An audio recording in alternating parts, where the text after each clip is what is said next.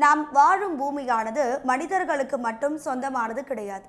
பூமி ஒரு சில உயிரினங்கள் முதல் பாலூட்டிகள் வரை அனைவருக்கும் உரியது. ஆனால் தற்போது ஏற்பட்டுள்ள காலநிலை நிகழ்வுகள், அதாவது எல்னினோ மாற்றத்தால குளோபல் வார்மிங் அதிகமாக நடப்பதால நம்ம பூமிக்கு பாதிப்புகள் அதிகம் அப்படின்னு விஞ்ஞானிகள் சொல்றாங்க. என்ன இழப்புகள் எல்லாம் நடக்க போகுது அப்படிங்கிறத வாங்க விரிவாக பார்க்கலாம். முதல்ல எல்னினோ என்றால் என்ன என்பதை விரிவாக பார்க்கலாம். எல்னினோ என்பது ஒரு காலநிலை நிகழ்வு. இது மத்திய மற்றும் கிழக்கு பசிபிக் பெருங்கடல்ல மேற்பரப்பு நீரின் வெப்பநிலை வழக்கத்தை விட அதிகரிக்கும் போது ஏற்படுகிறது. எல்னினோ எப்படி உருவாகுகிறது என்றால், சாதாரணமாக கிழக்கில் இருந்து மேற்காக வீசும் ட்ரேடு விண்ட்ஸ் வெப்பமான நீரை வெஸ்டர்ன் பசிபிக் ஓஷன் பகுதிகளுக்கு தள்ளுகிறது. ஆனால் எல்னினோ காலத்தில் இந்த காற்றுகள் பலவீனம் அடைவதால வெப்பமான நீர் கிழக்கு நோக்கி பரவுகிறது.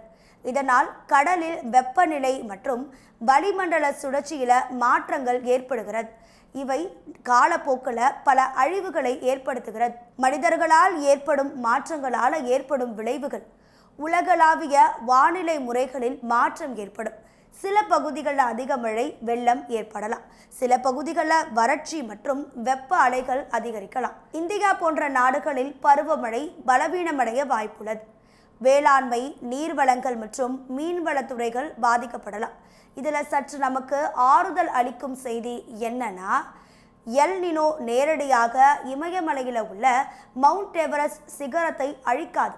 ஆனால் அது இமயமலை பகுதியில் வானிலை மற்றும் பனிப்பொழிவு முறைகளை மாற்றுவதன் மூலம் மறைமுக பாதிப்புகளை ஏற்படுத்தலாம். குறிப்பாக எல்னினோ ஆண்டுகளில் சில நேரங்களில் இமயமலை பகுதிகளில் அதிக பனிப்பொழிவு காணப்படலாம். இதனால பனிச்சரிவு அபாயம் அதிகரிக்கலாம். கடுமையான குளிர், வெப்பநிலை குறைவதால மலை ஏறுபவர்களுக்கு ஆபத்து அதிகரிக்கும். ஆனால் கவனிக்க வேண்டியது, எவரெஸ்டின் நீண்டகால மாற்றங்களுக்கு முக்கிய காரணம் எல்னினோ அல்ல, உலகம் வெப்பமயமாதல், அதாவது குளோபல் வார்மிங் மற்றும் காலநிலை மாற்றம்தான். இமயமலை பனிப்பாறைகள் உருகுவதற்கு, பனியின் அமைப்பு மாறுவதற்கும் மிக முக்கிய காரணங்களாக கருதப்படுகிறது.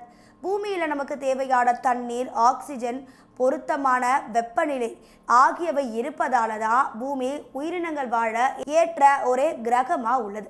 எக்காலஜி, எக்கானமி ரெண்டுமே சமமாக இருந்தால் மட்டும்தான் நம்மால் வாழ முடியும்.